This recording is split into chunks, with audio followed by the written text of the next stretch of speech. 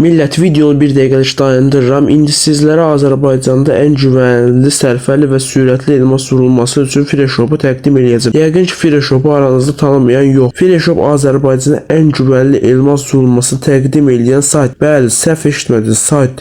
Saytın linkini açıqlamaya qoyacağım. Gedib saytın rahat bir şəkildə elmaslarınızı ala bilərsiniz. Yoxsa mən saytı anlamıram deyirsinizsə, ekranda əlaqə nömrəsi də var. WhatsApp üzərində əlaqə saxlayıb güvənli bir şəkildə elmaslarınızı ala bilərsiniz. Freshop'da elmas vurulmasından başqa PUBG-yə, Roblox'a, Brawl Stars'a və sair oyun platformalarında istədiyiniz qədər ödəniş edə bilərsiniz. Keçək videomuza.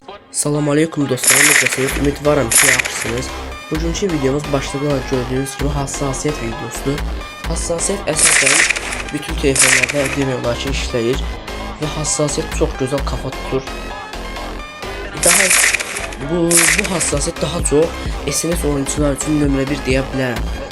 İndi çox uzatmadan istərseniz keçək oyun qismimizə, hassasiyetin necə olduğunu göstərim. Oyun başladı dostlar.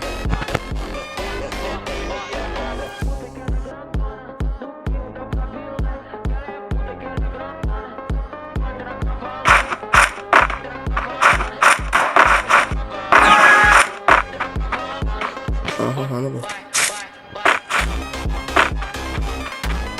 Hadi sana açılıyor.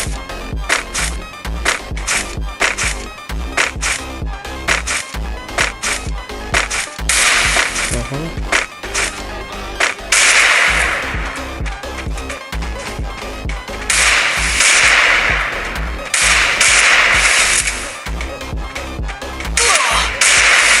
Yakışır.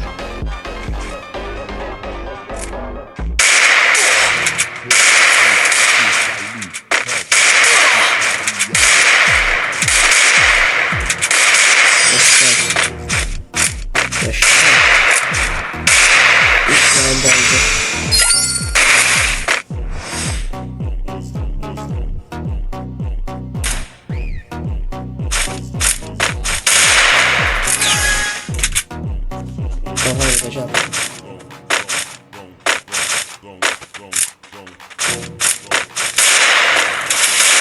Aha. Oy. Ne töydi o mu?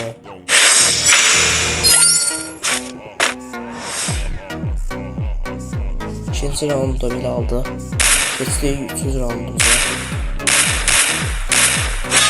Dediğim gibi hassasiyet esines için benim önümde bir hassasiyet.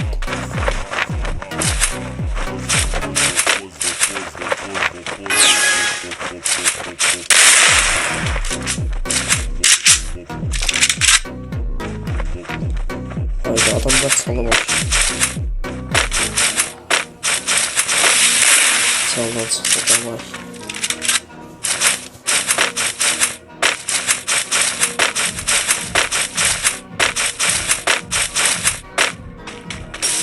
İkimiz de başlayabiliyor ha.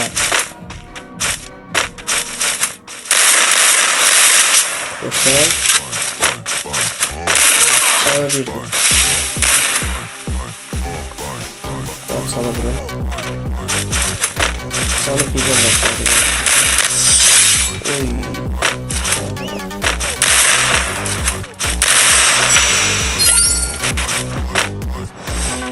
Hassasiyet sözündedir.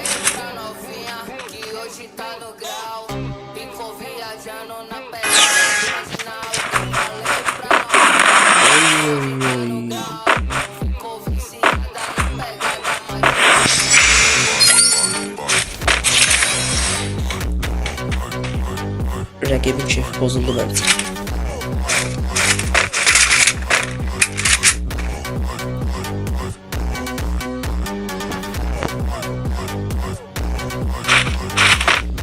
Son roundda ciddi hassasiyetimiz var.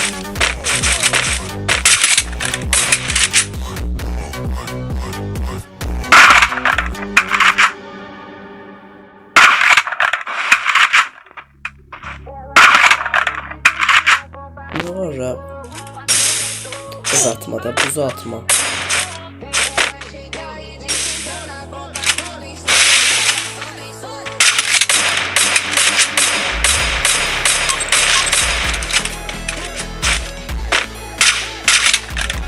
Şöyle qaydana qıraq.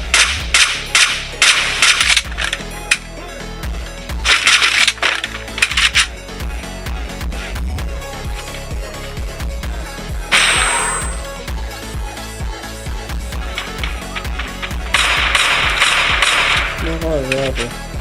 50'nin mütəcəllini tanıyırıq.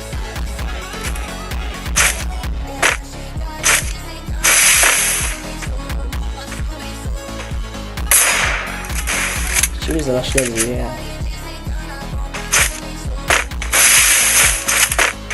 Yok. Orada olmaz. Ama saklayayım. Böyle saklayayım ya. Kafadan sonra bırakayım.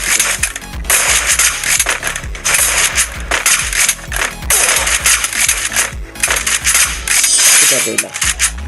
Öncelikle hassasiyet özüne. Hassasiyete bunu gösterin. Hassasiyet budur. Genel 190, kırmızı nokta 175, 2x türbü 150, 4x türbü 130, tüfek türbü 90, serbest kalma tuşu 120. Bunda başka hassasiyet ve diğeri de görmemişim yani SLS'de. Neyse, videomuz bu kadar idi dostlarım. Videoda ümid edirəm ki, xoşunuza da gəldi. Videoyu bəyənməyi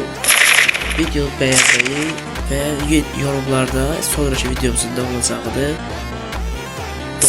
yazmağı unutmayın.